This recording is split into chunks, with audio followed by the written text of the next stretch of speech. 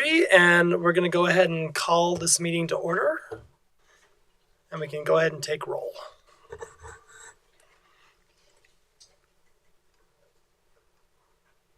Trustee Lamont? Here. Trustee March? Here. Mayor Pro Tem Brown? Here. Mayor Kreitz? Trustee Mahan? Here. Trustee DeValdi? Here. Trustee Padilla? Here. Mayor Pro Tem, we have enough for quorum. Wonderful. If everyone would stand with me, let's join in the Pledge of Allegiance.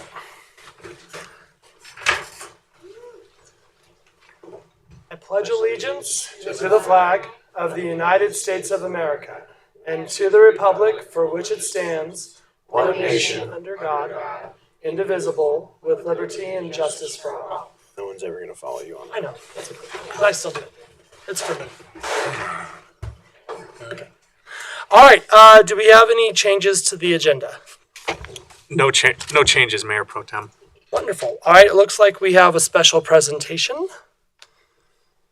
So, Yes. from Rocky Mountain Christian Church, yeah. We might be that. I'm so sorry. That thought got halfway out and then I didn't finish it off. I apologize. Good evening, everyone. Thank you so much for having us tonight. My name is Josie Dill, and this is Kelly Weaver, and we are on staff at Rocky Mountain Christian Church. And for the past several years, the town of Frederick has been a huge supporter and partner with us in a little event we like to call Shine Prom. If you're unfamiliar with Shine Prom, it's an unforgettable night where we celebrate those in our community with special needs and their caregivers. There's games, dancing, food, carriage rides, and so much more. So tonight we brought a little video of a recap of last year's Shine Prom that we'd love to share with you.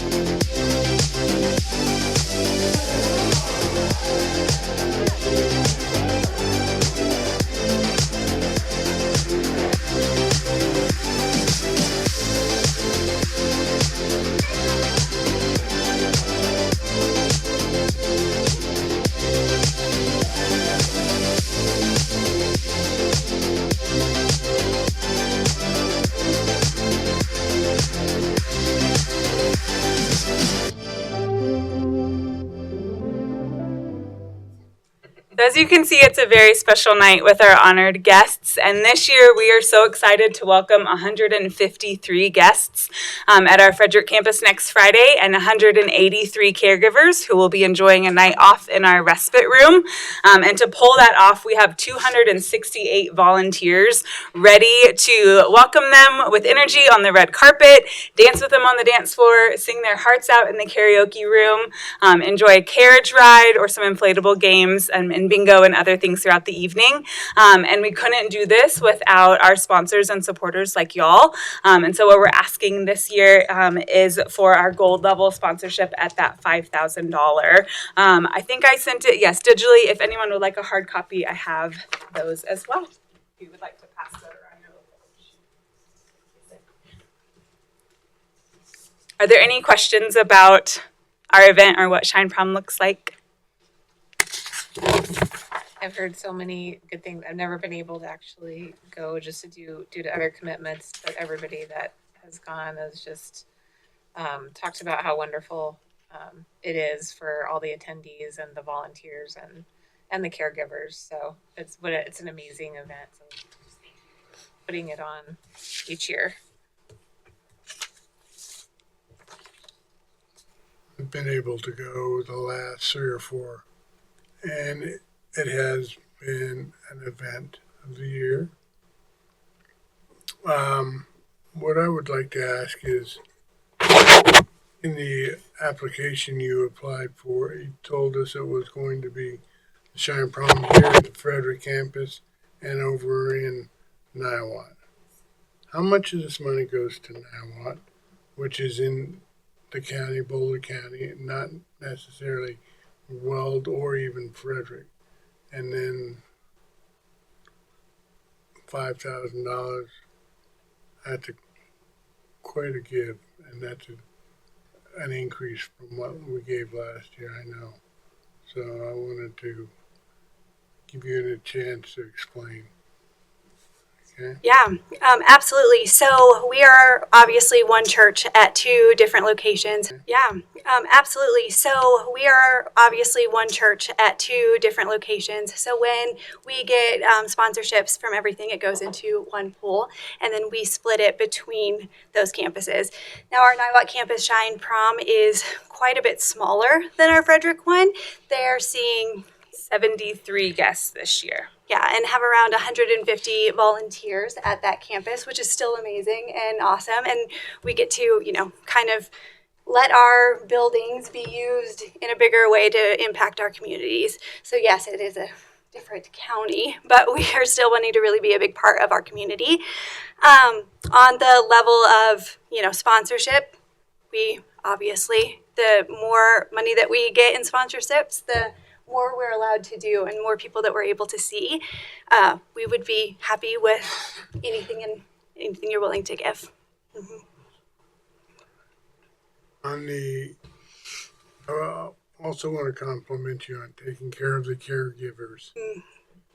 No, sitting in that room talking to the caregivers, I have several friends who have children or adult children that have disabilities, but it's a nice night for them to be able to come in and relax and not have to worry.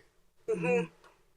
But know that their party, their family member is going to be taken care of, and they're going to have a good time. I will say this year specifically, just a little note on our respite room for our caregivers. We really wanted to kind of give them a little bit more attention. Not that our honored guests are still the stars of the night, but our caregivers are very important to us too. And so we are bringing in some massage therapists to provide some chair massages for them that evening. There'll be some painting instructions for those that want to just take a break and paint for the evening, and a jewelry who does custom fitted jewelry who's going to be donating her talents and jewelry as well. Just some opportunities for them that they've never had before at Shine Prom, which I think is just a special touch for this year specifically. Thank you.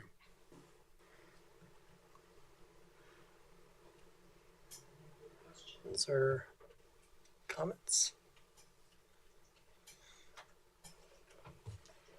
All right, so do we have a recommendation then?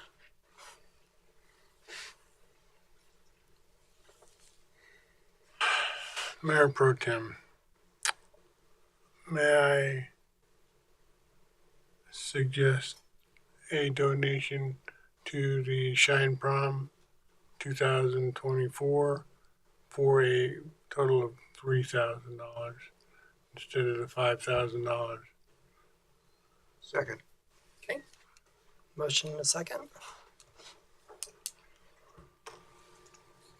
Trustee Mahan, Yes.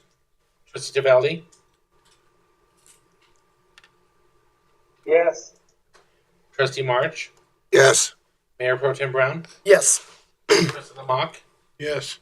Trustee Padilla. Yes. Motion passes 6-0. So, all right, and that's next Friday night, the 20th. The 20th. Mm-hmm. Well, wonderful. Thank you all for Thank what you you do. guys so much. Yeah, thank you. It's very appreciated. Thank you. Right, our next section is public comment. This portion of the agenda is provided to allow members of the audience to provide comments to the Board of Trustees. Please sign in and you'll be called. If your comments or concerns require an action, that item or items will need to be placed on a later agenda.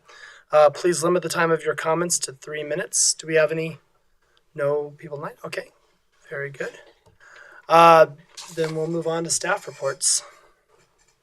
Mayor Pro Tem and trustees, I wanted to bring up a couple of items as a reminder. This next week, we've got the community tour and talk on Wednesday, the 18th, and that's going to be in Summit View. I think that's actually our last one of the year. And then following that on Friday, we have actually this week is the homecoming parade.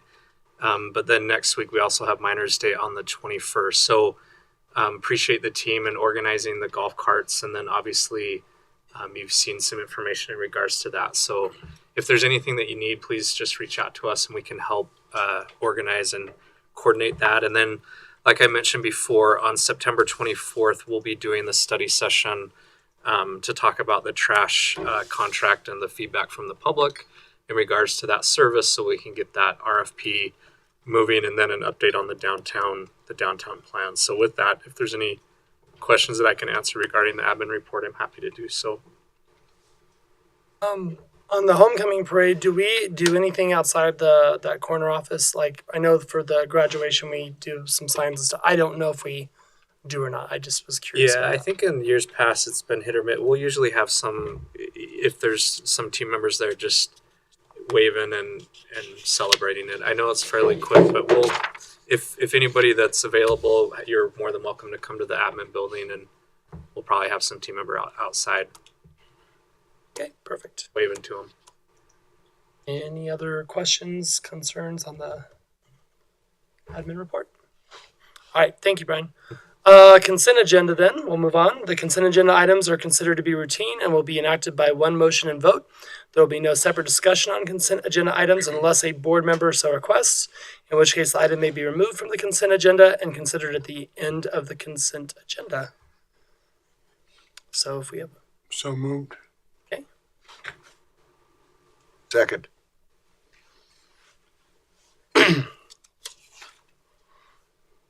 Trustee Padilla, Yes. Mayor Pro Tem Brown, yes. Trustee March, Yes. Trustee Tavelli, Yes. Trustee Lamont, Yes. Trustee Mahan. Yes. Motion passes 6-0. All right, we will move on to our action agenda and we will move on to item F, and that is Mr. Myers. All right. So, just as a way of clarification, this item is I'm helping facilitate the process. The judge doesn't report to me; he reports to you all.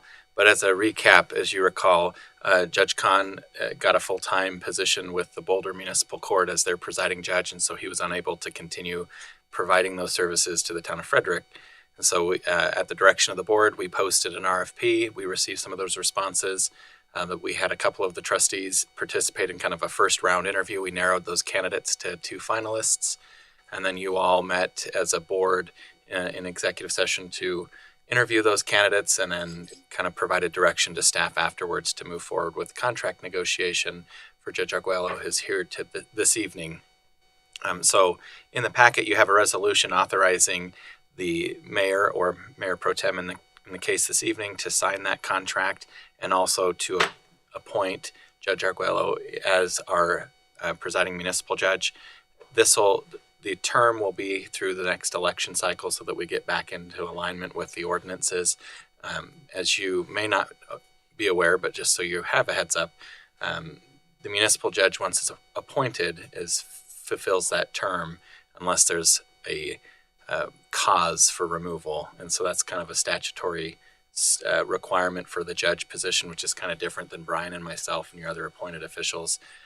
So that's why we do that kind of in term with the election cycle. So with that, I would, if you have any questions or comments you'd like to hear from our presumed new judge, I'm sure he'd be happy to come up. Otherwise, we've got, after the resolution passes, we can have Trish do the swearing in, if that's the pleasure of the board. Any questions or? I would like anything that you would like to say, if that's okay. Yeah. Absolutely.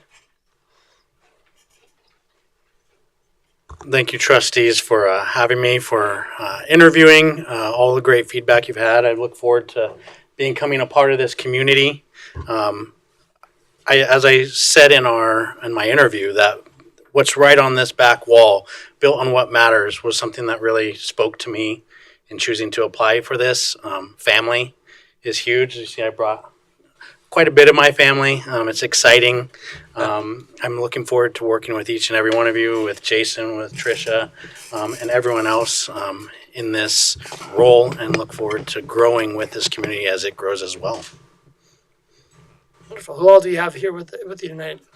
I have my daughter, Evelyn, my niece, Ariana, my wife, Nicole. It's my good friend, Marcos, my mom, Christine Arguello, my sister, Tiffany, and my in-laws, Mary and Dan. Very Thank you good. for And then- supporting it. Mary and Dan came up from Littleton, so they had quite a drive. Yeah, thank you for coming up and so well representing the F and Fred with family. I love it. All right. If there are no other questions or comments, some direction. Just welcome to the family. I think you're going to find out that our Fred term is very, very important to us, and we take it very seriously. So you're going to enjoy being here, I think. So Thank you. I think so too. Thank you. I look forward to visiting you in your courtroom and seeing how things are progressing for you. Please reach out to us if you need anything that we can help with. Thank you. All right, Mayor Pro Tem, I recommend approval of Resolution 24R51, resolution of the Town of Frederick, Colorado, approving an agreement to provide judicial services and appointing Ronald Arguello as municipal court judge. second.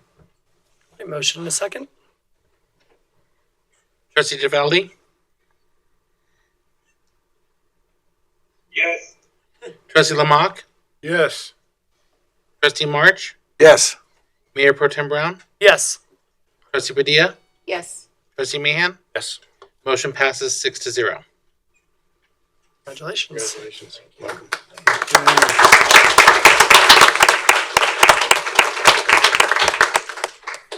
So I guess I have to be formal on this part.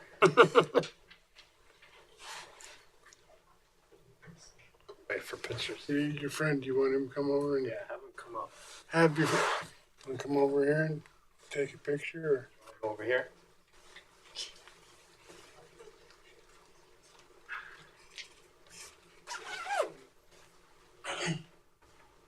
Well, This way. You want to? Right hand.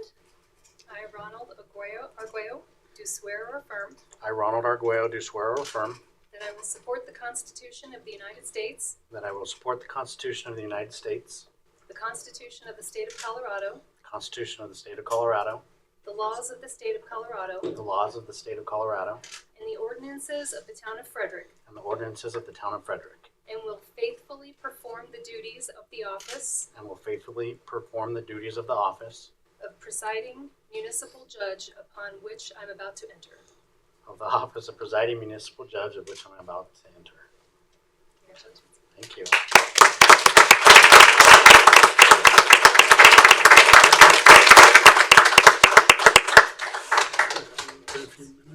Let's take a brief 5-minute recess to let them take any other pictures that they want, to get a chance to congratulate our new judge. And then if they want to stay, they're welcome to. But if they want to get on to other things, we're okay with that as well.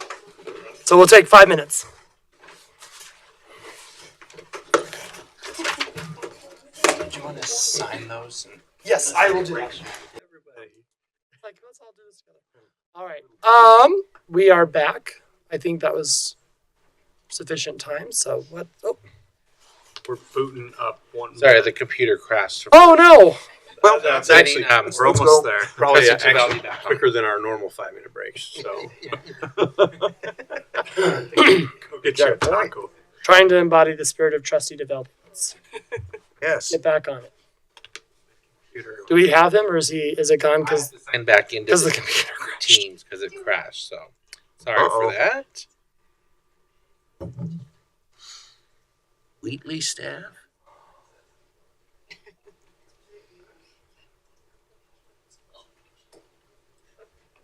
Oh, okay. There we go. Hey. Okay, we're back. Sorry about that, trustee Develdi. We had a crash. It happens. All right. All right.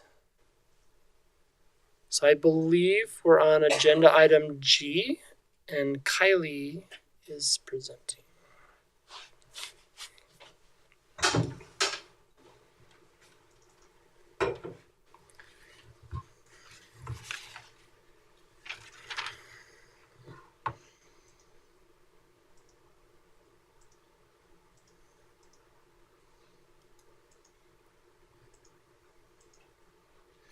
Wonderful. Good evening, Mayor Pro Tem and Board of Trustees. I am happy to be back to talk about landscape code update again, but this time we're at the point of adoption. And again, this update is in alignment with our strategic plan, specifically strategic goals of strategic, reliable, and sustainable infrastructure, effective, efficient, and strategic government operations, and community and economic vitality.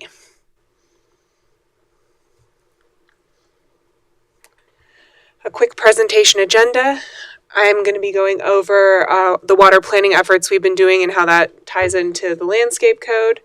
I'm going to talk about who will be impacted by the new code, give a summary of our current code, get into changes that have been made to the draft since we last met, and then talk about the main points of the new draft, as well as some community outreach and education I'm planning on doing. So I know you've seen this before. I'm going to go over it a little more quickly this time. There are three main categories of topics of conversation we work on in water with the town of Frederick. We work on water infrastructure planning. So we have a raw water master plan as well as a potable water master plan. We also do water supply planning. We have a recently adopted 10-year water resources plan, long-term water resources plan, and water efficiency plan. The 10-year plan touches on water conservation as well as our 10-year plan for purchasing CBT. Our long-term plan touches on water supplies that we will need projecting all the way to build out of Frederick and associated plans and studies that will be necessary to achieve that. And our water efficiency plan goes over water conservation and efficiency goals for the town of Frederick. We also work on updates to our town code, including municipal code, design standards, and the topic I'm here to speak on tonight, the landscape code. And the landscape code ties into all three of our water supply plans. Both our 10-year and long-term water resources plans take into account water savings from water conservation into those projections of water supplies we will need. And our water efficiency plan specifically calls out an update to our landscape code as one of the steps we'll take to conserve water here in Frederick.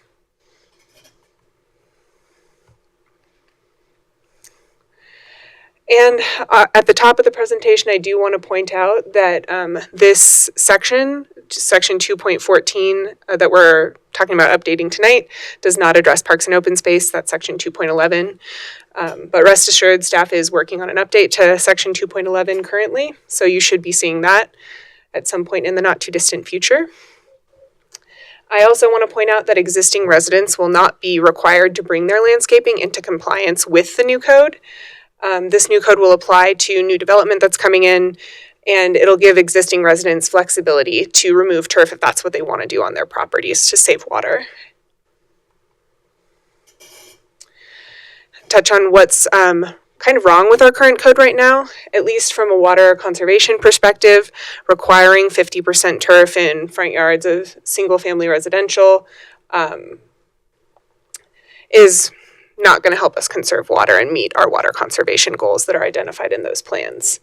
And we do have minimum turf requirements for multifamily and industrial and commercial as well. Additionally, some of the language in our current code lacks clarity, and I think I've touched on this before. For single-family residential, we require 50% turf in front yards, 25% other living plant material, which adds up to 75%.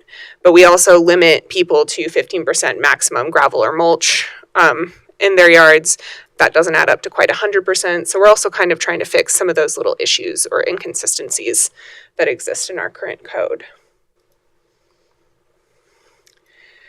You might have noticed that the draft that was part of this agenda packet looks pretty different than it did when we last met. Staff has worked really hard to make that original draft into something that's going to work for everyone. It's been a huge collaboration between engineering, planning, parks, the town attorney's office, and our land use attorney. Really special thanks to everyone I've worked with. It's been a really exciting project to work on. In addition to rearranging things, we've incorporated Senate Bill 24-005, and this touches on prohibiting certain landscaping practices for the purpose of water conservation. That was signed into law in March, I believe, of this year by the governor. And additionally, I've changed that original turf limit that we talked about to a hydrozone limit, which I'll get into in a second. So to touch on the new state bill, this prevents the installation of non-functional turf, artificial turf, and invasive plant species on certain non-residential properties. And this will become effective on January 1st of 2026. After some conversation with staff, we've decided to incorporate a good portion of this new bill into the code update. And I'll get to that in a moment. And as I said, we changed that turf limit to a hydrozone limit. Hydrozoning just means you're grouping plants with a similar water demand together in a landscaping area. So you would have something like a low, medium, and high hydrozone as already identified in our municipal code, with low hydrozones requiring less water, high hydrozones requiring more water. Traditional turf, which is one of the things water conservation is after, is considered high hydrozone. So limiting high hydrozone instead of turf tackles that turf, high water use turf issue, and also other high water use plants. And it allows for some flexibility for people to install low water use turfs on all of their front lawns if they want to. And there are some really good alternatives for that. So, as I said, we've changed that turf limit to a hydrozone limit. So same number, 50% limit in front yards for residential development. For non-residential, we're staying in line with that state bill and not allowing non-functional turf or high hydrozones in non-residential areas. And we're recommending that we require 50% coverage with living plant material in all of those landscaped areas to avoid having landscaping covered in all rock. We do still want there to be plants to avoid that heat island effect and have a nice aesthetic. The one difference from that new state bill that we'd like to leave some flexibility for until 2026 is being able to allow the use of artificial turf on private non-residential properties when it's a good alternative to natural turf with the approval of our planning director. So leaving a little bit of flexibility for that while we can for developments like maybe a doggy daycare or a beer garden where that might be a useful application of artificial turf.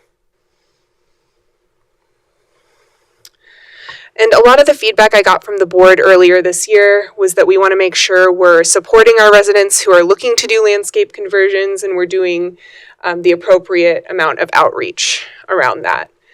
So I have created a web page with resources including free landscape designs, some planting guidance, a special plant selection tool that we're collaborating with the city of Greeley and Evans on to help people work through some of those landscape conversions.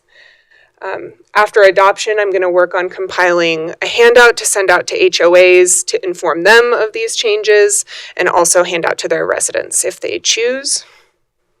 We do provide free gardening and water-wise training to our community members through our partner Resource Central. So folks have access to those webinars. They can ask Master Gardeners questions directly there.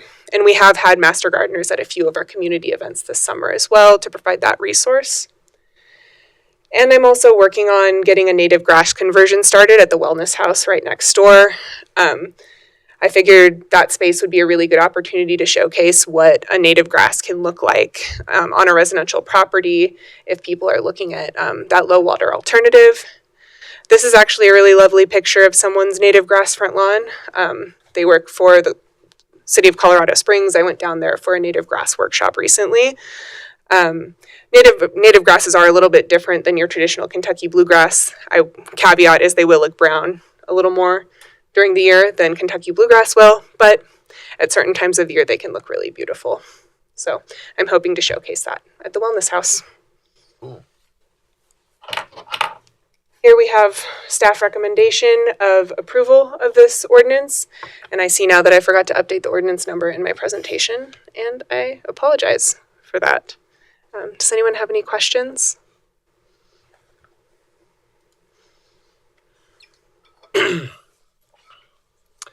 Do we expect any pushback from the HOAs when this goes out, or I know that's probably a predictive question, but There was a state bill passed in 2019 and one in 2023 that effectively doesn't allow HOAs to stop their residents from xeriscaping their front yards if they want to save water. The state wants to support that. So this is really just kind of staying in line with that state bill and creating that flexibility within our municipal code, or our land use code rather. And in fact, I did have an HOA board member reach out to me. They've been reaching out to me for a while now, waiting for this to get done because they have residents who want to xeriscape and they want to be able to allow that in their community. So I'm going to be emailing them tomorrow to let them know what happens tonight. Are you also going to mail out the information after this passed to the residents of the town that want to change over? I mean, are you mailing it out or are you sending it out in the bill, utility bills? That's actually a great idea. I can definitely put together a utility bill insert with some information. That'd be a great way to reach residents and let them know about this change. Yeah, I have money budgeted for next year. That might be a good thing to do ahead of the irrigation season. all right, any other questions, comments, concerns? I just appreciate you being at all the tour and talks and got to listen in on a couple conversations. And there's a lot of garden and lawn nerds in our town who really got way down the details. I really loved it, and it just seems like it's super common sense. So thanks for all the outreach that you've done to the community. Really appreciate it. Of course, I enjoy those conversations a lot. I had a good one with some folks in Rin Valley about their irrigation system, and they had a water audit done and had really good results. So I was happy to hear that. And I will note, I won't be at the next tour and talk. I'm going to be out of town, so I will be missing all of you at that one. So I'm sorry. Well, when you're dealing with trying to tell people what they can and cannot do in their yards, it's a sticky subject anyway. Mm-hmm. And I think this is, going right down the path that we needed to start going down. So I appreciate all your hard work. And I too heard some of your stuff that when you're speaking to some people at the tour talks, and it's greatly appreciated. So thank you. All right, if there's nothing else, some direction. Ordinance number 1396, an ordinance of the town of Frederick, Colorado, to amend the Frederick Land Use Code to update landscaping provisions and Second. provide related definitions by amending section 1. You have to read the rest of it. Second. Motion and a second. Trustee Mahan? Yes. Trustee Trivedi?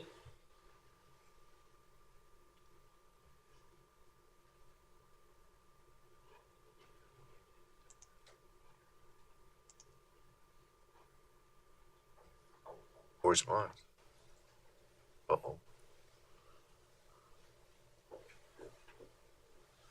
Trustee March? Yes. Mayor Pro Tem Brown? Yes, Trustee Lamont? Yes.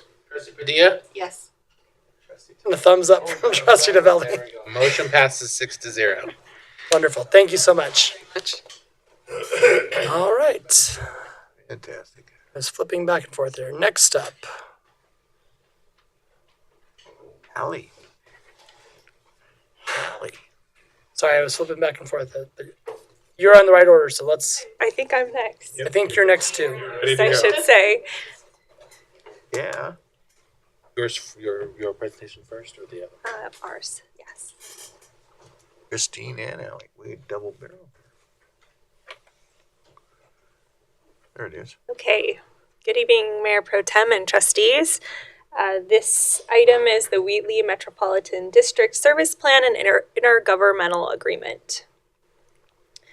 This item aligns with the strategic plan goal of community and economic vitality. The application for a consideration of the Wheatley Metropolitan District Service Plan and Intergovernmental Agreement was received by the town. In order to move a metro district forward, it does require a board of trustees take action to approve. If it is approved by you all, it still does need to go to the district court. The boundaries of the Wheatley Service Plan are the Prosperity Subdivision on the west, Wheatland Boulevard or County Road 17 on the east. The north property boundary is irregular, but it's just south of Tipple Parkway. And the property to the south is known as the Columbine Heights subdivision, currently under review. This property was originally annexed as the Brunemeyer annexation, and it was zoned in 2015 as residential low density with a PUD overlay. The annexation agreement included a special provision that allows up to 15 acres of the property be developed as townhomes or condos. In December of 2023, the applicant submitted a preliminary plat and preliminary development plan for 111 single-family detached lots and a tract of future single-family attached lots. And Christine.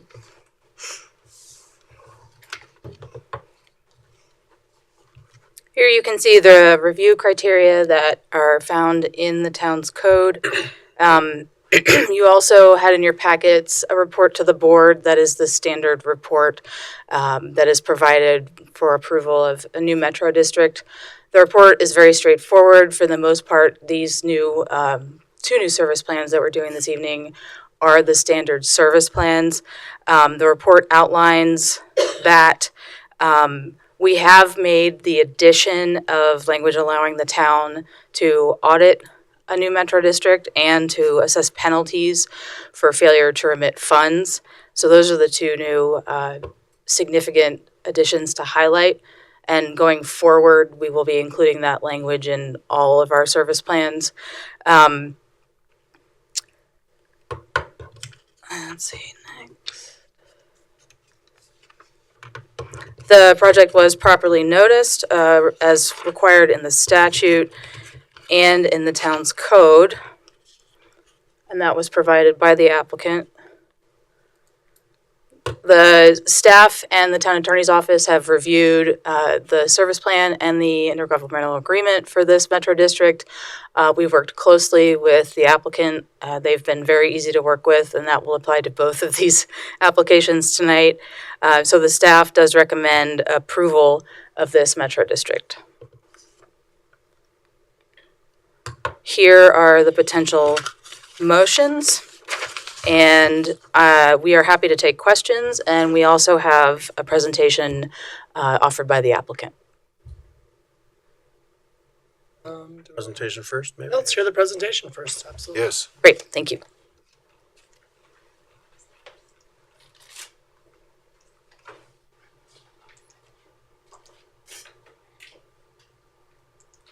Good evening, everyone. How are you?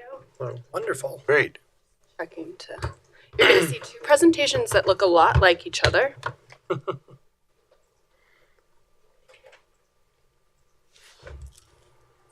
So this can, I'm just playing. Okay, great. Good evening, everyone. My name is Marissa Peck. I am an attorney with White Bear Inkley Tanaka. Sorry. Oh, no worries. Oh, yeah. They look so alike that I didn't. Yes, it is Inkley. Thank you.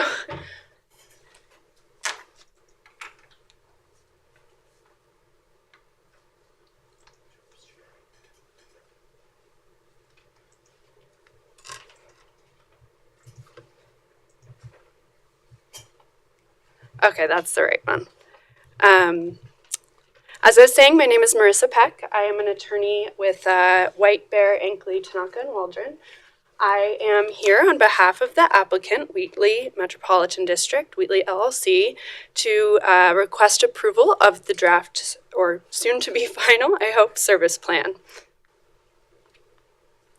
For a bit of background on the project, I think Christine and the town have already kind of done a great job of introducing it.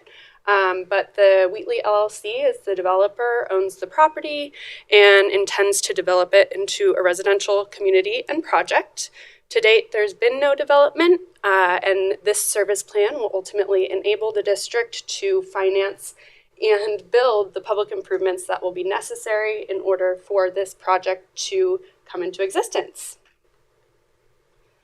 Here's a bit of detail. You've seen this map already, but a bit of detail about sort of the plan itself. The project is about 127 acres with about 500 homes, some of which are single family, some of which are townhomes. The service plan that you are considering this evening empowers the district to provide public improvements such as roads, water, sewer, drainage, open space, and parks. These are pretty traditional powers of a metropolitan district.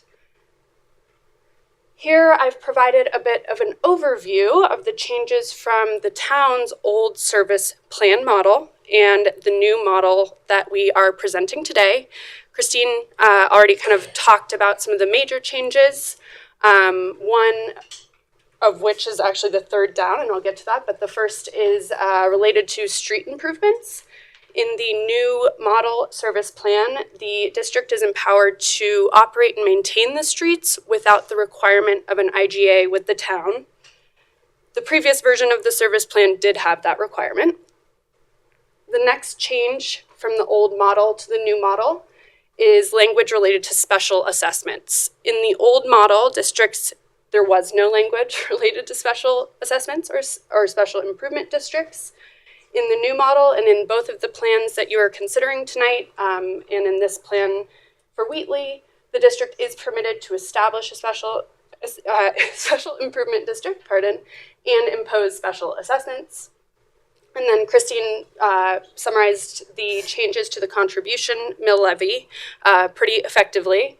Ultimately, the town in the new service plan has the ability to audit the district, and when the district has not remitted the contribution mill levy to the town, the town is permitted to impose a 1% penalty per month for a year for those past due amounts. And yeah, I already referred to the town audit, but there is also in the new service plan a town audit which allows the town to look or request additional information following the remittance of the district's audit, which is already required by statute. Any questions there? Nope. Okay.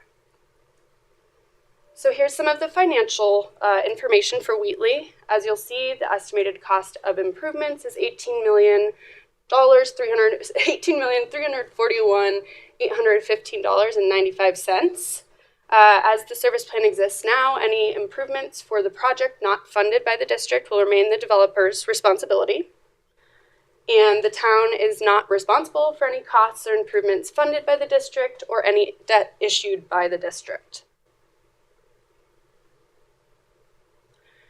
The service plan that we hope you will accept this evening creates a debt limit of $22 million. And per the financial plan that is included as an exhibit to the service plan, the district will have the revenue base to support these issuances. In addition, the service plan does allow the district to impose fees. On the right-hand side, the limitations on district debt, you see a pretty standard overview of the mill levy caps that will be contained in both service plans you consider tonight. For Wheatley, the debt service mill levy cap is 40 mills, the contribution mill levy cap is 3 mills, and the operating mill levy cap is 7 mills. Any questions here? No. On the mill levy, and this may be more for Christine, in that 50 mil cap, doesn't that also include the town, what goes to the town? Is that what the contribution, Yes. the levy is? Okay. Indeed. And I'm sorry that this cut off part of a word, but I just also wanted to provide, or the applicant wanted to provide a bit of an overview about how sort of special districts work and what sort of oversight exists as it relates to special districts' ability to issue debt and to build and plan for these communities. Obviously, there are sort of statutory and constitutional limits. The Tabor Amendment forbids the district from raising taxes on residents without resident approval. So following the hopeful approval of the service plan this evening, the district will submit a petition to the district court, which will initiate the election process. And electors will vote on questions related to the district's ability to raise funds or to increase taxes or fees. So the district can continue to so that the residents have the ability to have a say. Of course, the service plan, as we kind of saw earlier, also has parameters. There's the debt limit. There are limits on privately placed debt within the service plan. Interest rate limits are capped at 15%. Underwriter discounts capped at 5%. And debt that is taken on by the district, it requires that the district provide notice to the town. In terms of sort of public information, the district is required to maintain a website where they will include notices for meetings, information related to the service plan, IGAs, that type of information. They also are required to, for any sort of end user that buys a home in the completed residential space, will have to, they'll be required to provide that buyer with a notice related to the district's financial obligations. They are also subject, any special district in the state of Colorado is subject to open records laws, and the district is required to submit an annual report.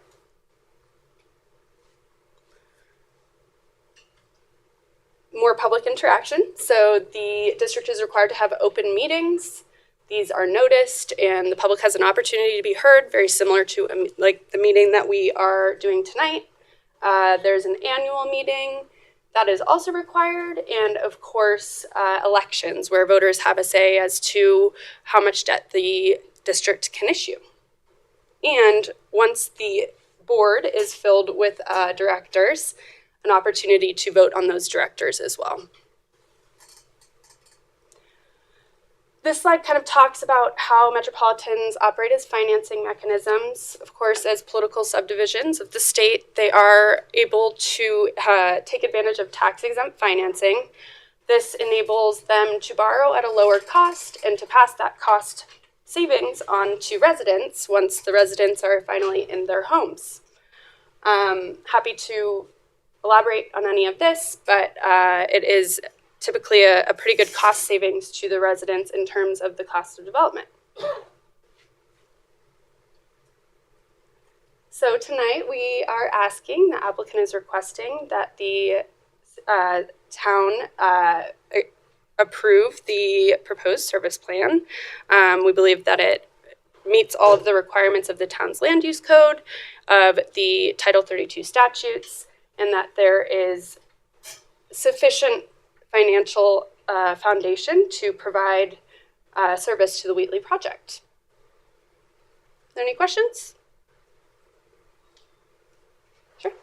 One of your slides said that there was a change in terms of the district being able to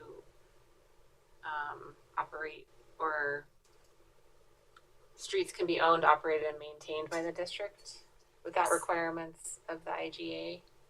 Yeah, I might turn to Christine on that one.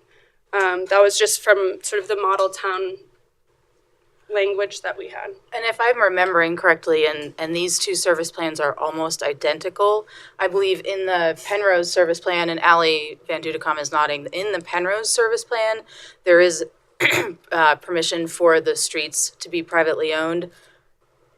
I can't recall the reason for that, but there is a good, sorry, Allie. So in the Wheatley one that's before you now, that is not the case. So that's the one difference between the two service plans that I was going to highlight in the next presentation. Just all the streets in Penrose are private drives. I see. They're not right of way. The totality of Penrose is a much smaller footprint, so I think it ended up being like one or two kind of main thoroughfares, and that's about it. Okay, so this is incorrect then for Wheatley, that streets will be privately owned? My understanding that all of Wheatley is all right of way.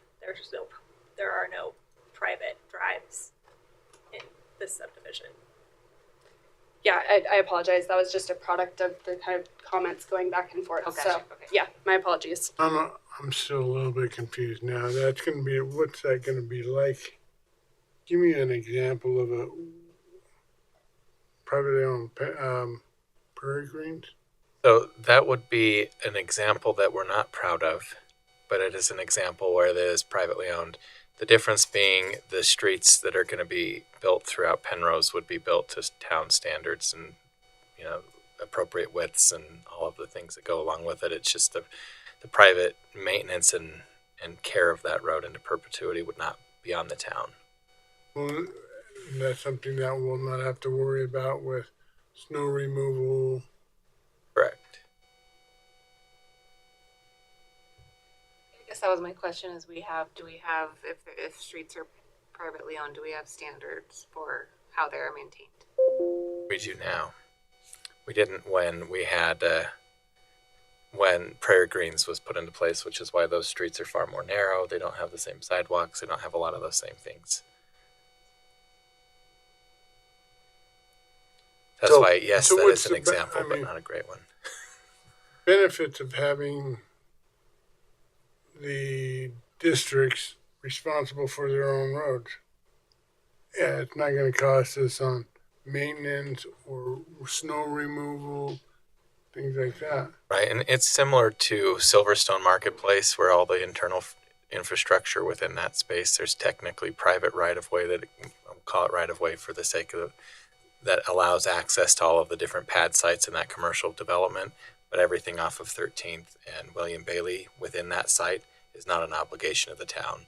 So those similar structure, they'll have main thoroughfares that are all open for making sure that there's access to all of the pad sites. So as properties change hands in those specific spaces, they have legal access to get in and out of those places. So similar setup, it's just instead of having pad sites for businesses, it's home sites for persons. But all of that internal infrastructure within Penrose would be privately owned.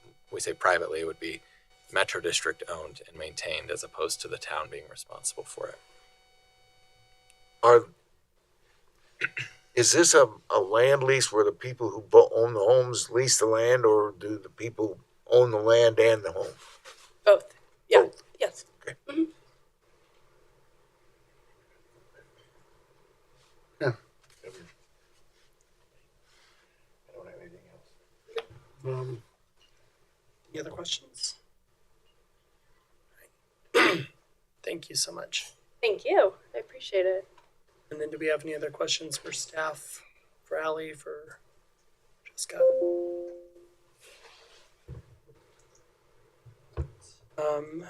Then we just need some direction. I believe, right, in the right order of things. Correct. Okay, thank you. Okay. Mayor Pro Tem, I would like to recommend approval of Resolution 24R52.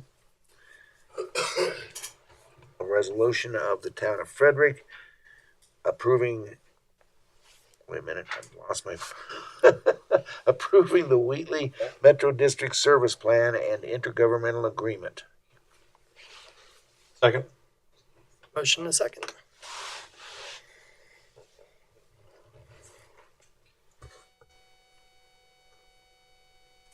Trustee Padilla? Yes. Trustee Lamock? Yes. Trustee Mahan? Yes. Trustee Tavaldi? Yes. Trustee March? Yes. Mayor Pro Tem Brown? Yes. Motion passes 6-0. All right, and then our same team, but for FINRA's this time. Thank you. I'll go through this one quickly because it is the same very similar service plan. So this is item is the Penrose Metropolitan District Service Plan and Intergovernmental Agreement. This item aligns with our strategic plan goal of community and economic vitality. The request before you is the same as the last. It is to approve the Penrose Metropolitan District Service Plan and Intergovernmental Agreement and allow it to move forward to District Court. The Penrose Service Plan boundaries are Ridgeway Boulevard on the west, Penrose Boulevard on the north, and Highway 52 on the south. This property, which was originally annexed as the Josephine Roche annexation and zoned in 1976. It was platted in 2001 as part of the Savannah subdivision. It was rezoned in 2021 to residential medium density. And in May of 2023, we had an applicant submit a PUD zoning document and preliminary plat. Staff is currently reviewing that material, and the proposal is for 44 single-family detached lots and 78 single-family attached lots.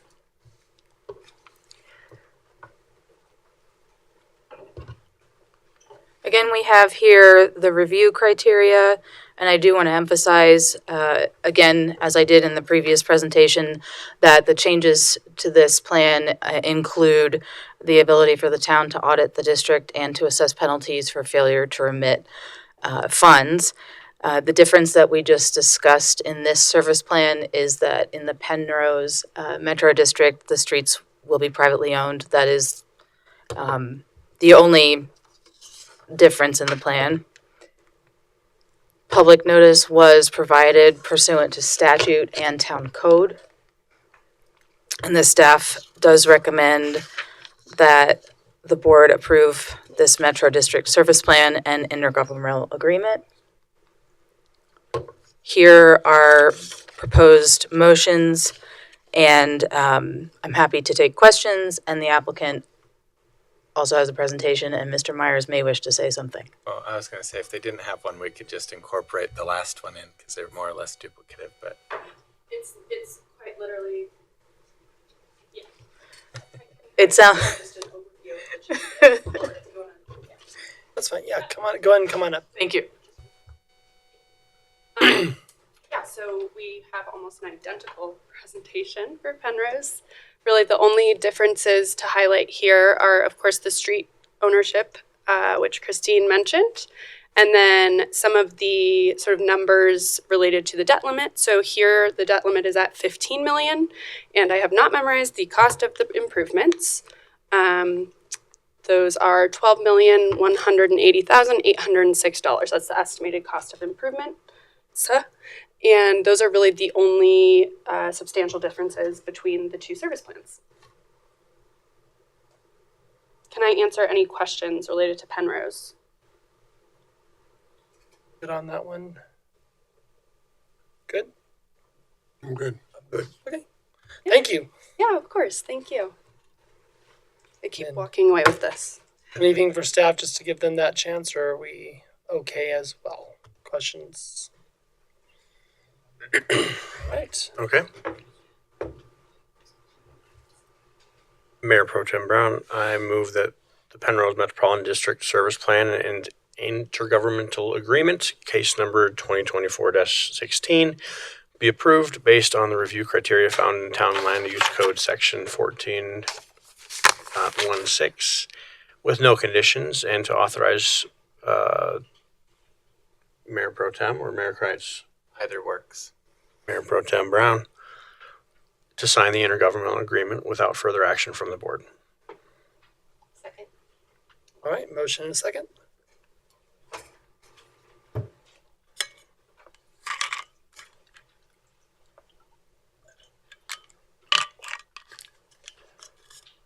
Trustee March?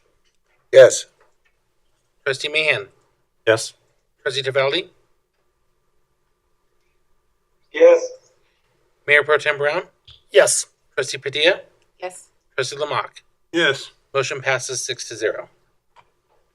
All right, very good. Thank you. And now on to item J, and Sarah, welcome to the podium. Good evening, Mayor Pro Tem, Board of Trustees.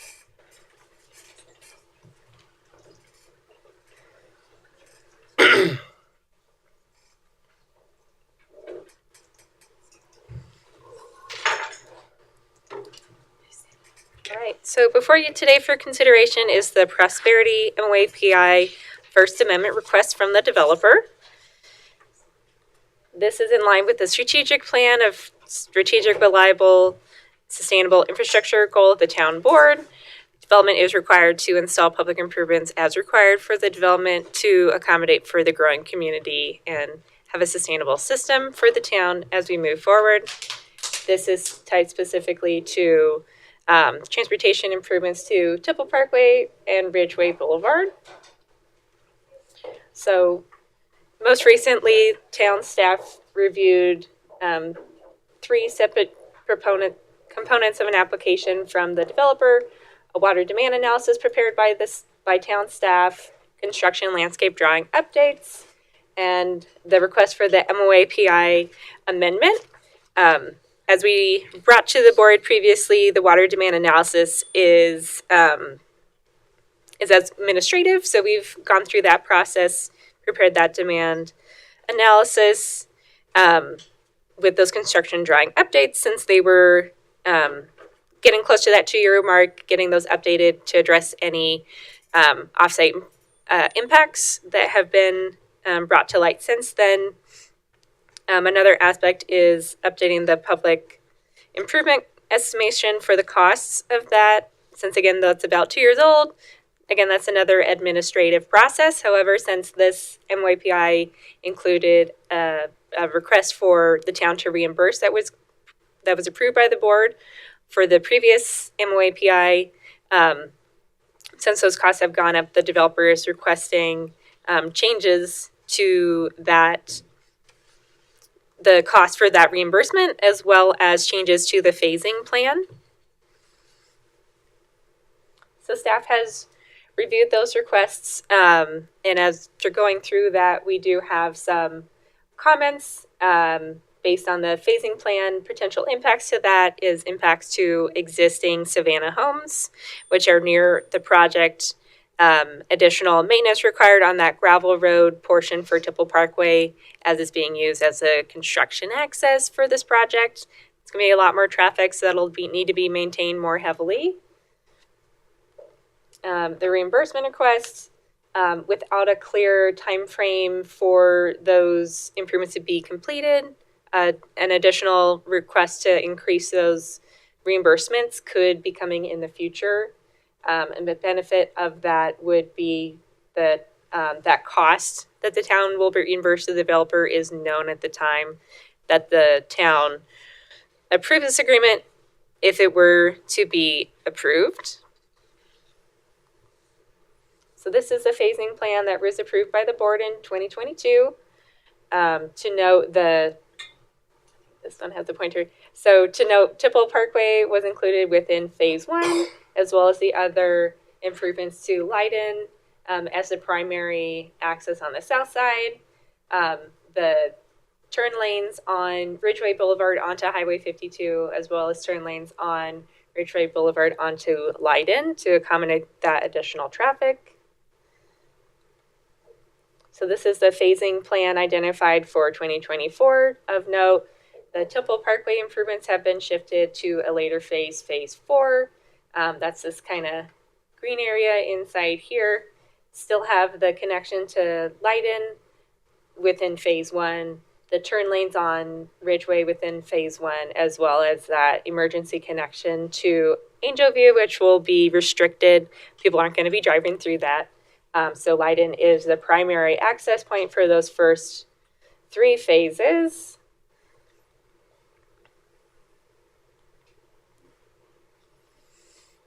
Like I mentioned, in 2022, the town board approved reimbursement requests of around $100,000 for the turn lane from Ridgeway Boulevard onto Highway 52, about $40,000 for the turn lanes on Ridgeway Boulevard onto Leiden Creek Boulevard, So the 2024 developer request is a higher number for the Highway 52 access of about 200,000, as well as a slight increase for the Ridgeway Boulevard onto Leiden, improvements of about $55,000. So today, since this is not a request coming from staff, we don't have a recommendation on this item. We are requesting board feedback for this, since these particular items do not fall within the town's design standards, since they are more of a consideration of community impacts as well as impacts to the town budget for those two requests. So here are some board options for approval with conditions, as well as no action. The applicant is here to answer any questions, as well as myself. All right. Questions. We'll start there. Do we have any questions for either the applicant or for Sarah? Can we pull up the original map that was approved? Yes. Yes. The original phases? And Mayor Pro Tem, just a point of clarification, this money would have to come out of our street and alley fund. Mm-hmm. Thank you, Brian.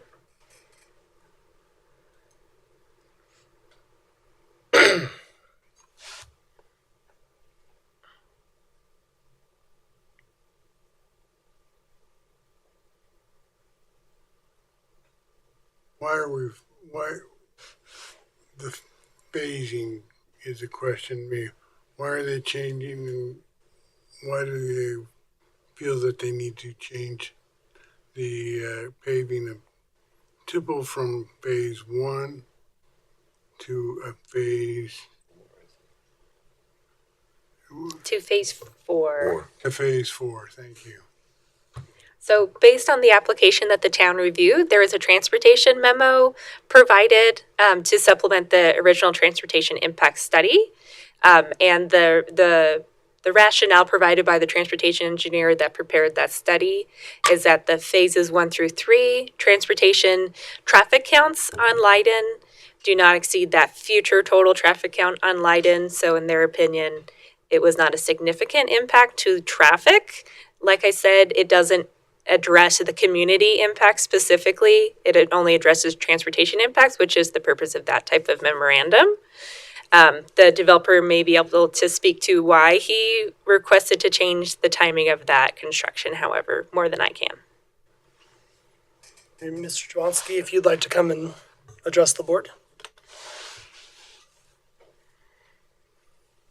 Good evening. I'm Rick Jablonski with, I'm the developer of the project, and basically we took a closer look and had our traffic engineer take a closer look, and he wrote a memo to the town indicating that the loads that would be increased daily trips on Tipple Boulevard did not warrant that improvement until phase 4 of the project.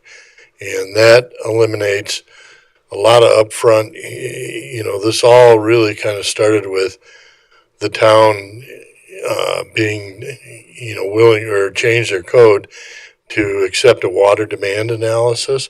Because prior to that, the project frankly wasn't feasible with a water demand that was required. So when we started to look at that, we're trying to make it, affordable, and those carrying costs to make that road improvement in the first phase are quite substantial. And when the engineer study didn't warrant it until the 4th phase, we presented that to staff, and so that's where we're at on this.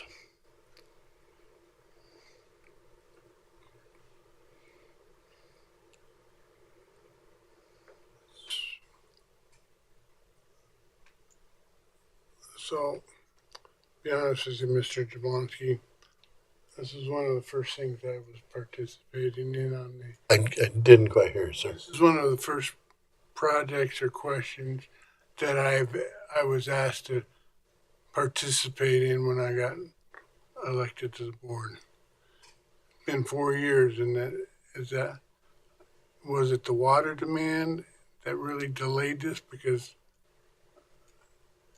Yeah. I'm struggling to say, okay, let's do this, let's not do it.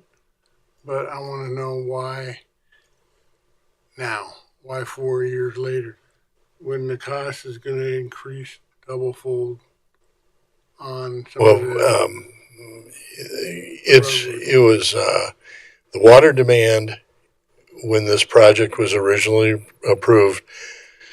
The town had indicated to us that they would supply non-potable water to the project.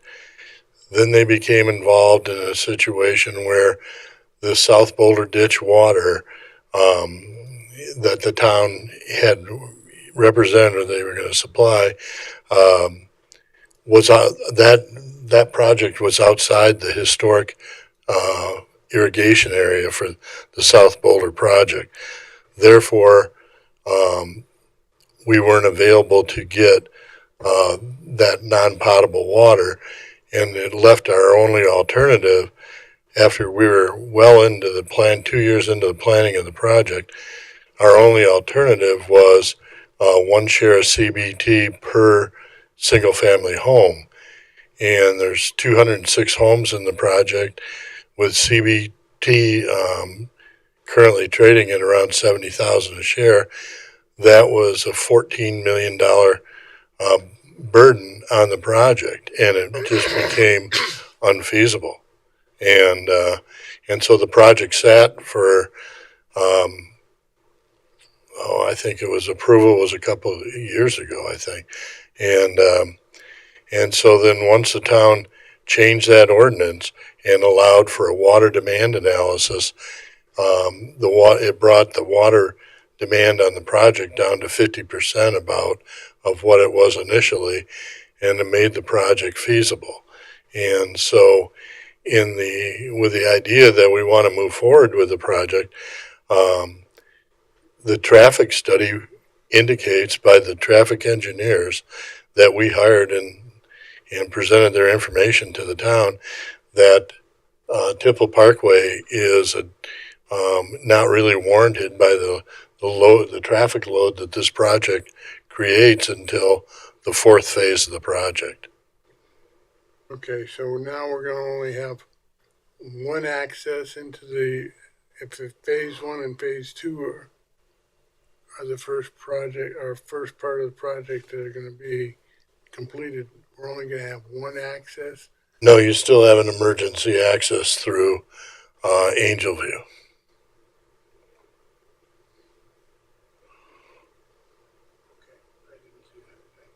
All right.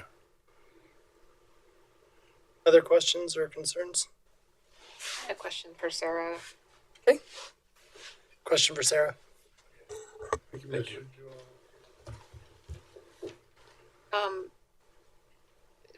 I guess the question I have, or in just articulating the concerns, I understand kind of traffic counts and that type of thing, and having lived in Savannah and just seeing the traffic on Ridgeway and Tipple, kind of in my neighborhood. The other thing that I'm concerned about is the community impact. So the impact to the existing residents. And so I guess my question there is, Tipple pretty immediately turns into a dirt road, I think right at Angel View or right past Angel View. Yes. As well. And so, in phasing this plan, is it the first couple years it'll all be through Leiden, or will some of that traffic or some of those residents moving in start using Tipple, or how will that access kind of phase in there? So the way that it's planned currently, phase 1 through 3 would have access primarily through Leiden. So you'll see that impact right away on the Leiden Boulevard against the Savannah residents there. This will still be the construction access that the town would require be used to limit the construction impact on those existing residents. I know when this came to the board, a couple years ago, that was a primary concern of the board of that impact. And having the paved road on Tipple was a better alternative at the time to having a dirt road because of those that maintenance concern of staff as well as the board for access into the site. I do have a concern that if that paved access isn't provided at an earlier phase, then construction traffic might be more conducive to going through that paved section. We see that a lot for construction projects, people not wanting to take that dirt road access, even though that is their primary construction access. So that is a concern. That would have a direct impact to those residents above just that additional traffic from those home sites. Because even with this phase, you still have home sites that are directly, this old phasing plan, home sites are directly adjacent to Leiden. They're going to use that as their primary access point because they are the closest to that. I guess just for my concern is that, you know, as phases 1 through 3 happen, there will be a number of residents that kind of move in phases, and they will also, if they're going east, will want to use Tipple as well. So there will just be increased traffic anyway. But my main concern is the residents in Savannah, just that immediate impact. You know, having Leiden potentially get all of that pressure without paying attention to Tipple, which really has become a major thoroughfare with people coming in on Frederick through that dirt road from points east and north primarily. Mm-hmm. Could I see the options for the board to look at for our the wording for the options? Thank you. If I might have one counter or comment on Trustee Padilla's comments. You know, one of the things that the traffic study pointed out was the need for de-acceleration lane there at Leiden, and that's part of the public improvements. And also at Highway 52, the right turn lane at Highway 52, that the traffic study actually showed that should have been done years ago with the current traffic load that existed before this project was ever built. And so our project is taking on the burden of putting in that right turn lane onto 52 when, you know, our traffic count doesn't warrant that. And so we are addressing the issue on Leiden Creek intersection there. And we're also doing public improvement down on Highway 52.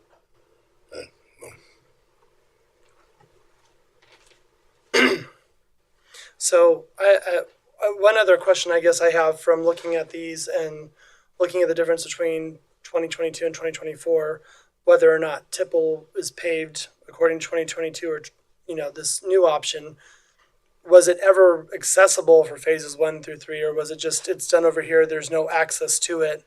If it's not paved, is there access to Tipple? You know, just as far as roads and getting over there. That's kind of one of my curiosities because,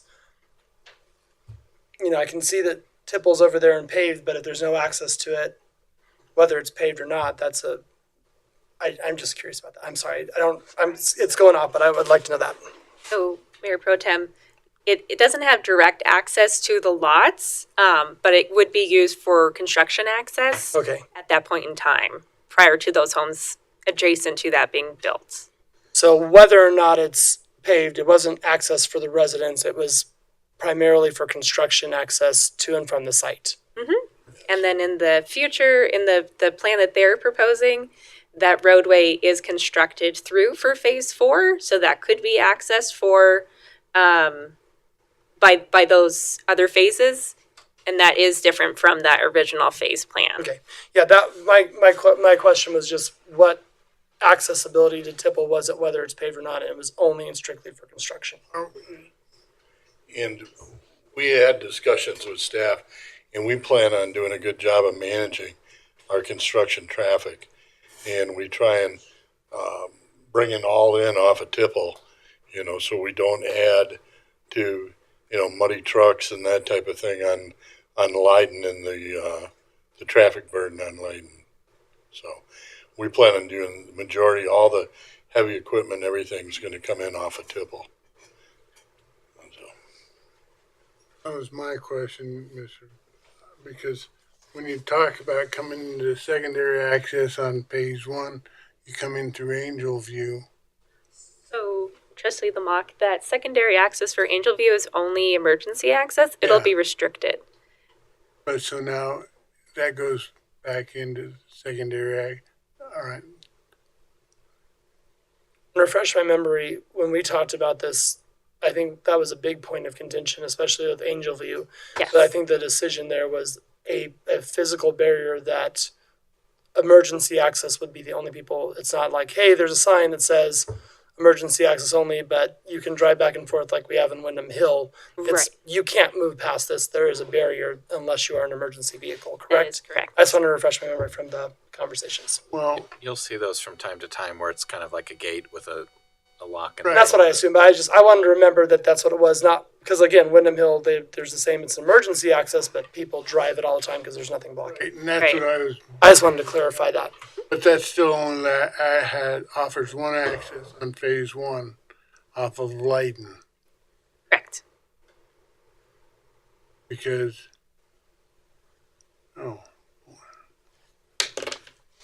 Did I get our choices put back up there? Are there other questions or concerns, thoughts? I don't remember. When this first was presented, did we also have our own traffic study? Did we conducted at the beginning that would either agree with or not with what they submitted? Trustee Mahan, the town staff does not prepare transportation impact studies. We only review them.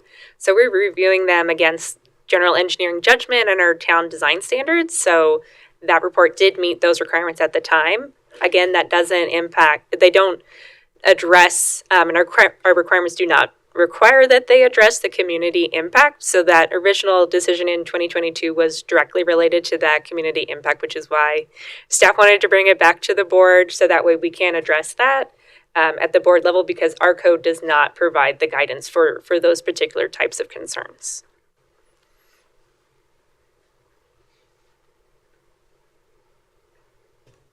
So really, it just comes down to it's the construction traffic that's the issue. I mean, because people that live in phase 1 through 3 are going to be coming in on Leiden regardless of whether Tipple is completed or not.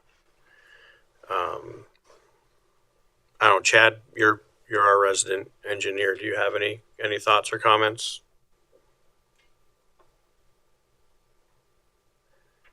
I mean, all the stuff you guys are saying is the right thing. It's the construction traffic that would cause the most concern. I mean, the traffic stuff's pretty straightforward with regards to counts and things. There's not a whole lot of gray area. So if he came up with that it wasn't required until later in the project, I would believe that. It's just, the stuff you're talking about, the construction stuff would be the big issue. Is there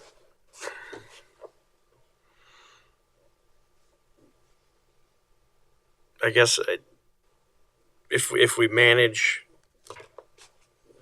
like the applicant says, if they manage their construction traffic really, really well, and I guess the damage that heavy vehicles and things will do to a dirt road compared to paying to do a paved road and then driving a bunch of heavy vehicle, I guess, is there really benefit to one over the other? Like, I guess would be my next thought. Like, are we just paving a road and then destroying it with a bunch of heavy equipment and then having to have it signed over to us and then us having to repave it after the fact? Like, would be a question that I'd have. Not being someone that lays concrete very, very often or asphalt. So Trustee Mahan, one thing that could be considered is waiting to do the top lift on Tipple Parkway until a later phase, if that is a desire of the town board to limit that impact on the road. Putting that final lift on will help with that ride surface towards the end of the project to limit that that direct impact on the wear surface from those higher weight vehicles. The town, as when it comes to construction access, it is a common issue that we deal with. The timing of the maintenance, the how quickly they're able to maintain it. If there is any type of rain, there will be mud tracked. So if the idea is to limit the impact to the general area because of construction, the impact from a dirt road is significantly higher than the impact from a paved road. And I'll be honest, now that I have that clarification of traffic on Tipple, whether it's phase 1 or phase 4, that's not my greatest concern. I think we have assurances that that'll be taken care of. My biggest concern is the cost increase, especially where the impact to our roads and alley funds is what's going to have to subsidize, basically doubling the original fee from 2 years ago. And that's where my biggest concern is the money on that. Because if there's another delay, does that mean we're going to have another comeback in 2 more years and double it again? That process is not something that I wish to continue forward personally looking at. I think there's good talk about the management of Tipple. People do use Tipple. I've driven it once or twice trying to figure that out and getting to know the town. So I know that other people do use Tipple that are further back on it to access it. So, one way or another, we're going to have to keep that in line, whether it's paved or not with construction stuff. But the biggest concern for me is the increase in fees on our part for these construction projects. And I'll just be frank, that's my concern. That's my sticking point right now. I have the same concerns also. The increase in price, and I agree with what Trustee Mahan was saying on this. So that's what I have concerns.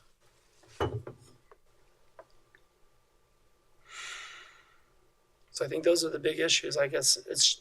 You ready to take it up? Do we have any more discussion or question points, or do we have a motion? I guess just to clarify where I'm leaning and just to make sure. 2 years ago, the board decided on these improvements in phase 1 because of the community impact, and in my mind, the community impact piece of that hasn't changed. The traffic study, like Chad said, Trustee Taveldi, those counts can be pretty cut and dry, but the reason the board made that decision in 2022 was because of the community impact, and in fact, I see it as just greater because there's just more people in the area now. So I'm not inclined to approve that request to delay that construction to phase 4. In terms of the money for the street and alley fund, in our work session, we just received a presentation about the budget and the state of our street and alley fund right now. And kind of looking forward for projections of 2025. So any increase we approve here, there will have to be a literal trade-off to somewhere else, another project that gets done in the town. So I share that concern as well. I also empathize with the developer and know that construction costs have increased all over, just across the board. But I think what would be helpful to me is if we have Curtis still around, and we probably don't, but maybe Jason can just tell us just ballpark, what do we have in the street and alley fund for 2025-ish, or just kind of right now? When he presented to the CIP committee last week, kind of where we were, our starting point, where we expect to end the year. Once we back out the 180-day reserve, we had probably around $534,000 left in the fund to fund any and all projects related to street and alley.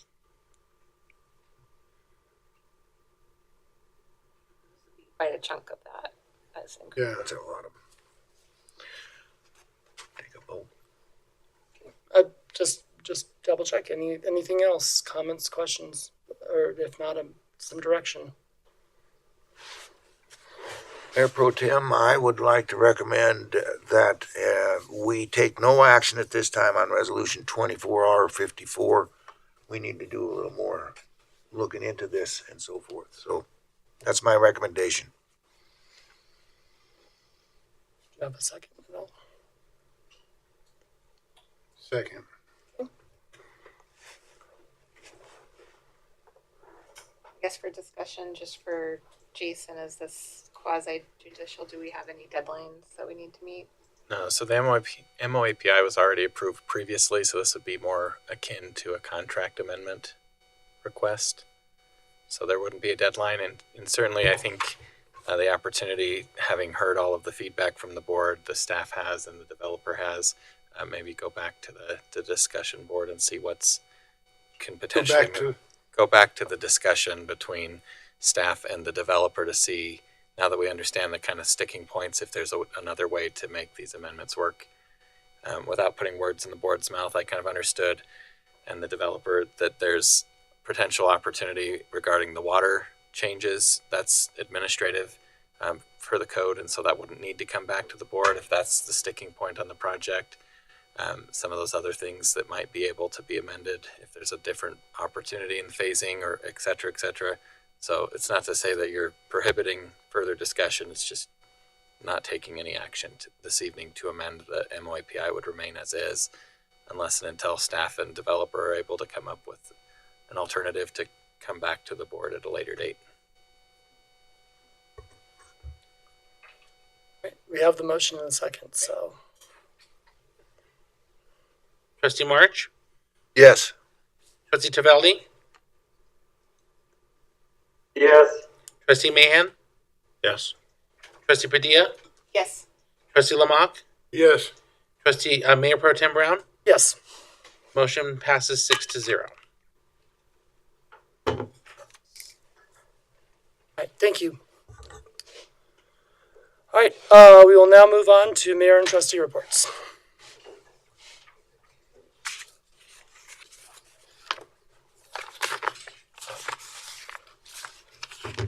All right. For Miners Day, I can't be there Friday night. Okay. 25th, because I'm working. Okay. So, he wants to decorate for me. And I know, I know Renee sent out the details for the different trustees and mayor of who's doing what. And I'm sorry, my brain's not it was a little fuzzy on that. But there's going to be a time to decorate on Friday night, and we've got people that can help out in your absence, I think, if I'm correct. Okay. So, we'll get it decorated for you. We'll do it. We're a family. We'll get it. Not a problem. I'd rather be with you guys than at work. So. Come on. No doubt. All right, so yeah, we'll get that done. And we've got the good plans. The kickoff officially is at noon with the welcome and national anthem and all of that stuff. Yeah. I think the wreath laying ceremony is 8. The wreath laying ceremony. Usually at 8. 8 a.m. 8 a.m. I haven't heard anything whether I'm going to be the one that's going to speak at the wreath ceremony or not. Would you like to? Oh, yeah. I don't have any problem with that. It's one of my favorite things to do. I have zero issues with that. I'll be there. Do you want to? We usually have a thing for you. Do you want us to use similar what we've done in the past? Yeah. Okay. Yep, that'll work. And then lining up, the parade kicks off at 10. So what time do we need to be at the starting route for that? I think it's 9. 8:39. Line up. Need to be at the parade route. We can say. Okay, no worries. The parade staging begins at 8 o'clock. We probably don't need to be there because we'll be at the. We have to be at the reef lane, at least. Reef line is at 8 o'clock. What time would you like us to be there at the parade route to make sure that we are ready to go for you? Because you guys are helping coordinate all this. So we're happy to be where you need us to be, when you need us to be there within reason. So if it starts at 10, I think if you guys were there no later than 9 at the very latest. 9? Yeah. All right. It's fun. What? They can't fire you if you don't show up until 9. Yeah, I was like, oh, you showed up at 9:05. You're fired. All right. No, I will sadly not be here for the parade. I'm going to be out of state, but and I'll miss Shine Prom. But if you can go to it, go to it, because it is a cool thing. It is.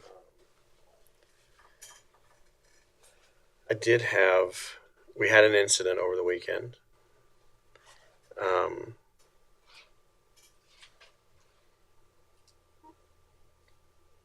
Obviously horrible, sad for the family, and anyone that was involved. But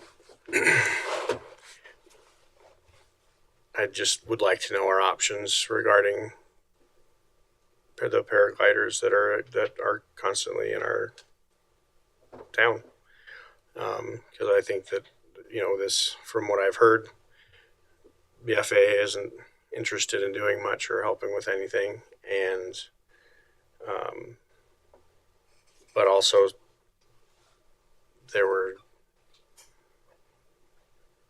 that they probably couldn't have done anything because this person may not have been registered with them, or certified or whatever. So, there was a soccer game nearby. It's dangerous. And I think that we've got to be able to do more than what we have done to keep our community safe. And I don't feel like that after something like this, that it is safe to have them flying overhead. For those of you who weren't here, I think Tracy was the only one that was here when I was the first year that I was on the board, and no one was hurt, but there was an incident where there was 2 or 3 of these paragliders that were kind of hot dogging around and buzzing people and things like that. Anyway, I contacted the FAA on this thing, and Trustee Mahan is right. They're aware of it, but it just so happens that our neighbor was the head investigator for the FAA for this region, and come to find out back then, Colorado Springs won't allow them to operate within their city limits any longer because they had a similar accident. Only this guy that crashed down there smacked into a building. And so they outlawed or, won't allow them to operate there in Springs. I don't know if it's still that way now or not, but I agree with what Trustee Mahan said. This was only a matter of time. See, where we live over there in Prairie Greens is maybe 2 blocks away from where these guys take off and land all through the entire time they're doing this. And it was only a matter of time before something like this happens, because some of these guys are just really, they get crazy up there. So, but I support what Trustee Mahan said. I guess I'm just looking for options. Like, do we have options? And if you don't, it can be at a future date that we discuss it further or whatever. But did you have anything you wanted to add, Christine? Or I think you can cover everything I would say, but I'm happy to. Right. So generally speaking, to Trustee March's point, we can prohibit the taking off and landing within our municipal boundaries. We can't necessarily prohibit the activity itself above 500 feet because we don't have jurisdiction to do so, or above a certain amount we can't. And so that's one option, is to go to a similar route that several other communities are doing and just saying we're too populated now. Federal regulation says you're not allowed to do these types of activities near or over populated areas, and And so 15, 20 years ago, we were far less populated than we are now, and so it's just not an option. So that's one alternative we can look into. I don't know that it would prohibit all activity, because we still do have some unincorporated portions of Weld County that are near or in our municipal boundaries at large that we would not have authority to enforce. If they go across the street into an unincorporated space that we don't have jurisdiction over, once they're in the air, we have limited options. But we could look at prohibiting those activities and or only allowing them under special permitted circumstances. I know that Frederick in Flight has their kind of skydivers and things of that nature that as a part of that event that we might be cognizant of. Kind of a middle ground of flat out banning it to kind of where we're at now. Perhaps a middle ground is requiring, and we would have to do some more research on the legitimacy of this approach, but requiring some sort of local permit where people have to come in and prove that they are indeed licensed with the FAA and have a pilot's license, that their equipment's sound and all of those things before we would allow them to take off or land. That would be an administrative burden on staff to process all of that. I don't know how much that would be. I don't know how many people we're talking about that would do that, but that might be a way to kind of sift out those that shouldn't be doing this activity in the first place to those that actually have a legitimate pilot's or operator's license to do such things. But again, it may not resolve the issue with irresponsible people, because there isn't really a way to identify who they are if they're already up in the air. So those are at least a few broad options that we could consider or look into further. I think we should look into it, because I have the same opinion of Trustee Mahan. I've got a son who's a skydiver, parasails, all this kind of stuff, but you've got to be very careful about what you do up in the air and be responsible. And unfortunately, I've not seen the paragliders or whatever operate in a safe manner, particularly when they go as far as the FRA area, because they're crossing some unincorporated property in Frederick, but it's still going to be a party, soccer games, football games, family outings. And so I think if we have somebody or something to look at within the next few months, that would be great. And as a reminder, kind of rewinding, we had this conversation as a community probably about a year ago, and we did a lot of effort to have outreach directly to the community of paragliders, and found some folks that were very vested in that space that wanted to help provide education. And so we've done some of that outreach previously. So this isn't like a cold turkey effort or knee-jerk reaction. We have been trying to do the kind of education route first for over a year. And it's unfortunate that didn't result in this issue not happening in the first place. So I had someone that's connected to a person that was close to the accident, and that is fairly shaken up.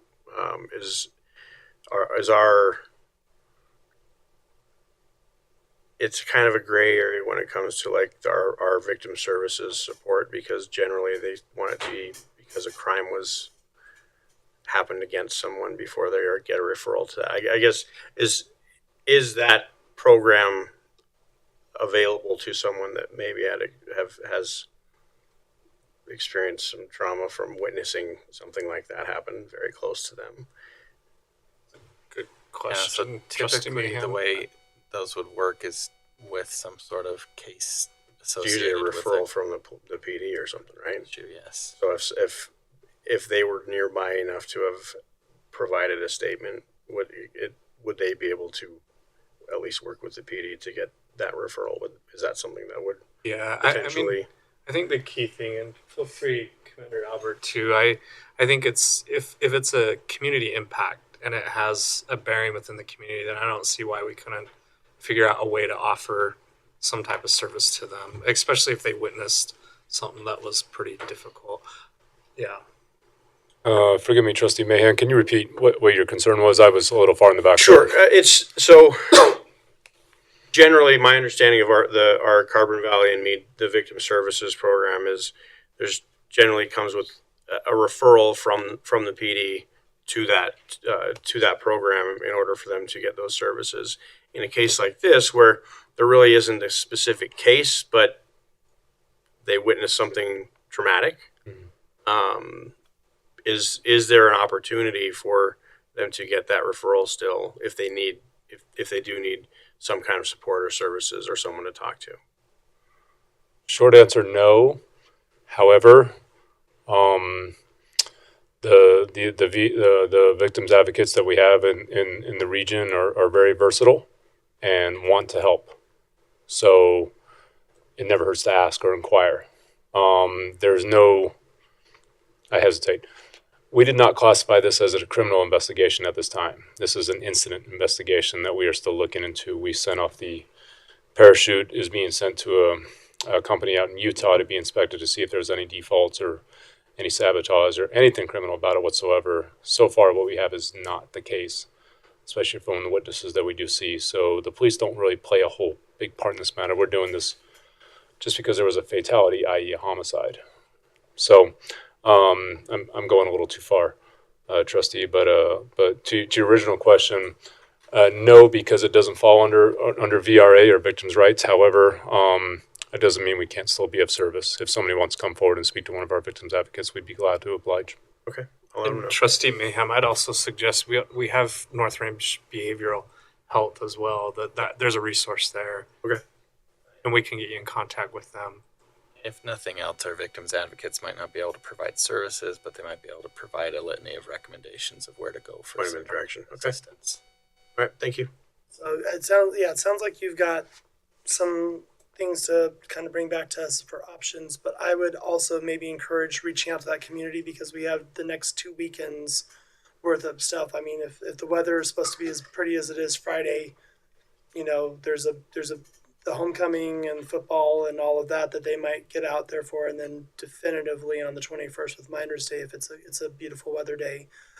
So maybe there's a way to reach out to them and encourage just some contemplation on their activities following this and the kind of the impact that it had. Again, you're right, we don't have a law, we don't have anything that we can do, but maybe just reaching out to them and say, hey, can you consider really thinking about whether to do that these weekends as we're still kind of recovering and moving through dealing with this issue. If they choose not to, they choose not to, but at least we reached out and asked them to kind of take some reflection on that. Absolutely. Thank you. Other concerns? Not a concern, but just something to start thinking about. This past weekend, I'd heard that we had a new business open up and had some feather flags out now, and I know that those are not necessarily allowed, but we need to start considering what kind of signage and decorations are going to be out for when King Soopers opens. I know that King Soopers opens up and they put flags between the light poles, they put up signs, they put up balloons, and I think we just need to start reviewing or looking at our sign code. And I've already talked to Allie about it, but we have a sign code, but we just need to start looking at what we're going to want to have allowable or for how long that they may be up. I mean, King Soopers may want to do it for 2 weeks. We're going to have other businesses in the Silver Stone area that are going to want to promote their businesses. We need to just be aware of what kind of signage is that. And all I'm saying is it can be started or looked at before the first, well, at the first of the year. By that time, we should be able to get a signage or a code updated by the time King Soopers opens. Does that make sense? If I could, just as a brief primer, as you're kind of thinking about what that might look like, one of the things with Reed v. Gilbert, which is a big sign case out of Arizona, probably 7 or 8 years ago now, kind of turned the entire landscape of sign code on its head, because you used to be able to say if it's business related signs, we treat it in this way. If it's political signs, it's treated in that way. And that case basically said if you're looking at what the sign says to determine what to do, you're on the wrong footing. I'm paraphrasing. So in terms of Trustee Lamach and I had a good conversation yesterday, I think, about this. We can make any adjustments that we feel we need to, but we have to be cognizant of as we do those things, we have to make sure that it's open to anyone and all that would like to participate in an opportunity. So if we're looking at a sign that says you can do grand opening things for a certain time, we're looking at what the sign says to make it. But we can get to the same place through regulation. We just have to make sure that it's open-ended to some degree. You can restrict time, place, and manner. You can say in these specific zoned areas or districts, these types of rules, so that we don't have feather flags lining all of the residences, etc. So we can get into those things, but it's exciting. You don't look as excited as I do. I'm just laughing that there's like a landmark sign case out of Arizona that we can In short, it took probably 4 decades worth of precedent and said we're not ignoring the precedent, but we're changing everything about it. And so it's been a mess. So, of course. I actually believe that our temporary sign section of our code is pretty good. The problem has been that we haven't enforced it. And so part of our neighborhood services work plan is going through some of these items we know we would like to start enforcement on. And so I'll provide you guys with some information as to what the code currently says, because I think that it's probably what you're looking for. And then we'll do a better job of And I think that's being out fair. in the community and letting the businesses know what it says. I think that's fair. Wonderful. Yeah, that'd be great rather than having to update a whole other code. We'll get there. But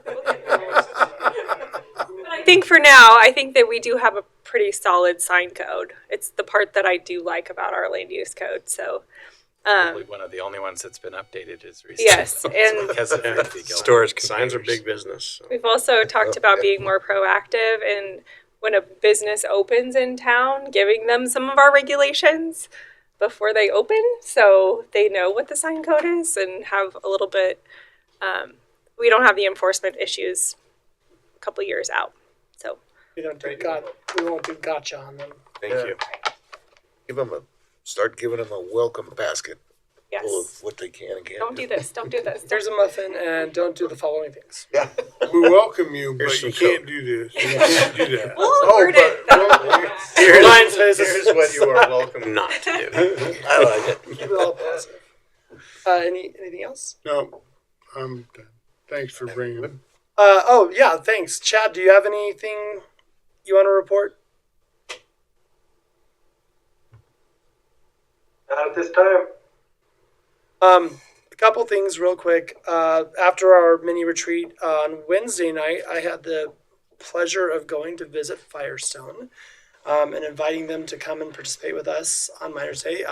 Really good reception from their staff, very friendly and helpful. And I got to talk to a few of the, I think, newer trustees that were very pleasant to talk to. And the mayor came down and talked to me, but they've been invited. They have until Friday to give us some indication of whether or not. But I think we've decided that we want to make sure that they have a space if they decide. So we're going to put a nice little sign that says Firestone space reserved here. And if they utilize it, that's awesome. And if they don't, their citizens can do whatever decisions and thought processes they have.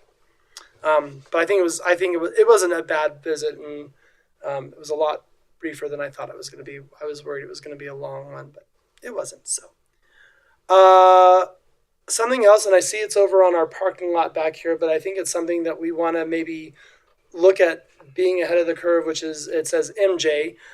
We had some allusion to it on possible resources, but I think talking to some other people in surrounding jurisdictions, that's starting to poke its head up here a little bit more.